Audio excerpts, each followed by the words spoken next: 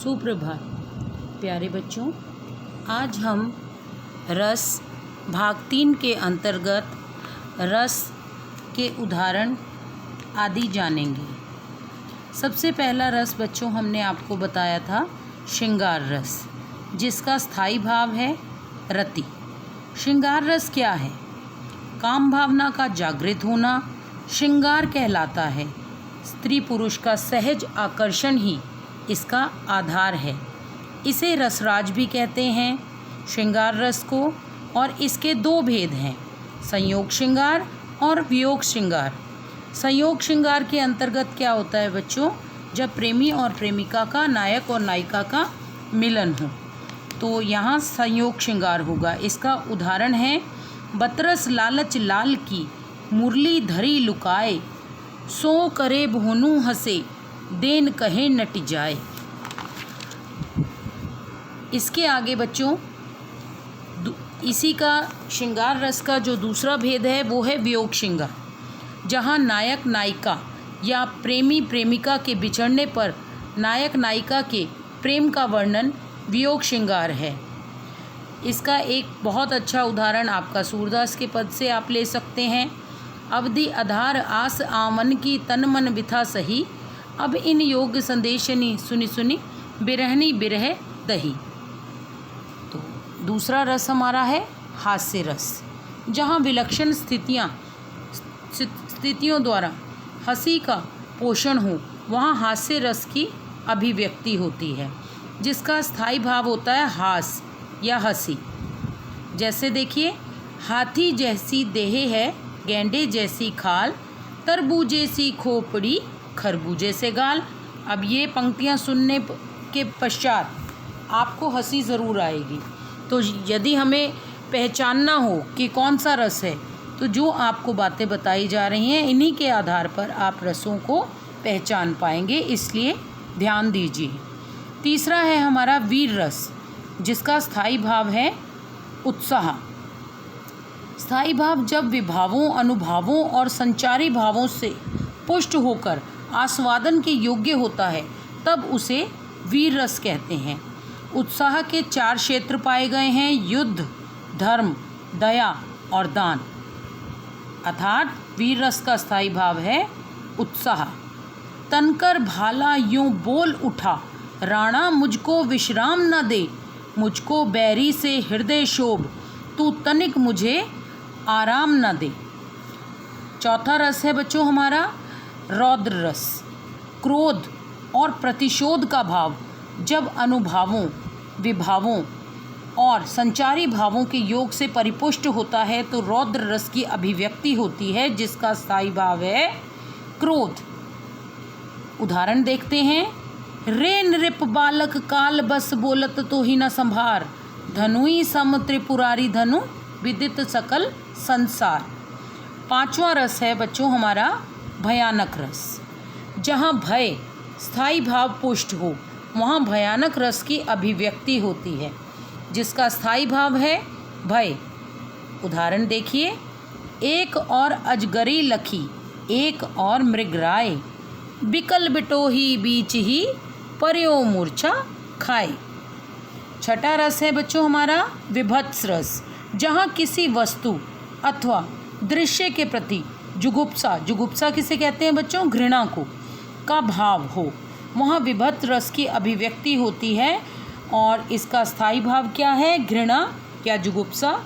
उदाहरण देखिए अब इन पंक्तियों के माध्यम से आप कैसे पहचानेंगे कि यहाँ विभत्स रस है और स्थायी भाव घृणा है, जुगुप्सा है। देखिए घृणित पंक्तियाँ देखिए यहाँ पर, सिर पर बैठे हो काग, आँख दो उखात निकारत। देखिए कैसे लाश के ऊपर कौवा जो बैठा है और वो उसकी आँखें दोनों निकाल रहा है। खींचत जीमी सियार अति आनंद डर धारत, गीद जांगी को खेद खेद के मांस उपारत, स्वान अंगूरिन का काटी काटी के खात बिदारत। तो यहाँ पर बच्चों विभत्स रस था। आपने देखा इन पंक्तियों में कितने घृणा का भाव जागृत हो रहा था। सातवां रस है हमारा करुण रस, प्रिय व्यक्ति या वस्तु की हानि का शोक जब विभाव, अनुभाव, संचारी आदि भावों से पुष्ट होकर व्यक्त होता है उसे हम करुण रस कहते हैं, जिसका स्थायी भाव होता है शोक। उदाहरण देखिए, बुझी पड़ी थी चिता वहाँ पर, छाती धधक उठी मेरी, हाय फूल सी कोमल बच्ची, हुई राख की थी ढेरी। 8वां रस है बच्चों अद्भुत रस। आश्चर्यजनक व अद्भुत वस्तु देखने व सुनने से आश्चर्य का पोषण हो तब अद्भुत रस की निष्पत्ति होती है। इसका स्थायी भाव क्या है? विस्मय। उदाहरण देखते हैं, देखिए कितनी विस्मित करने वाली पंक्तियां हैं, कितनी आश्चर्य प्रकट कर रही हैं पंक्तियां। आगे नदियां पड़ी अपार, घोड़ा कैसे जाए पार, राणा ने सोचा इस पार, तब तक घोड़ा था उस पार। नदी है पूरी सामने और घोड़ा कैसे पार जाए।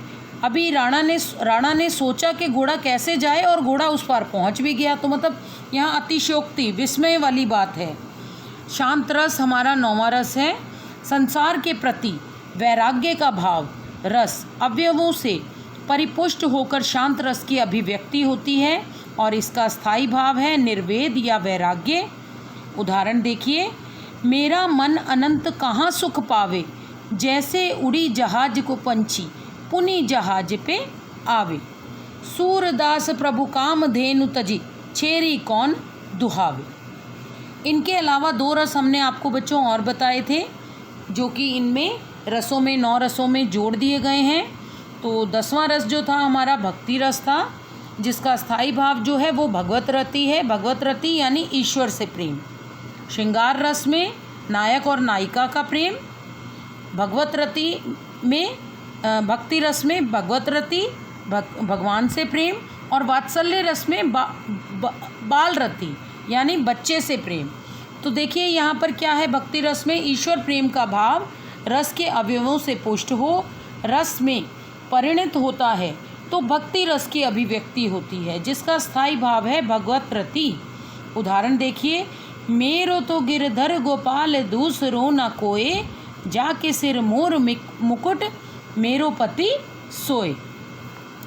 अंतिम रस है बच्चों हमारा वात्सल्य रस, जिसके अंतर्गत जहाँ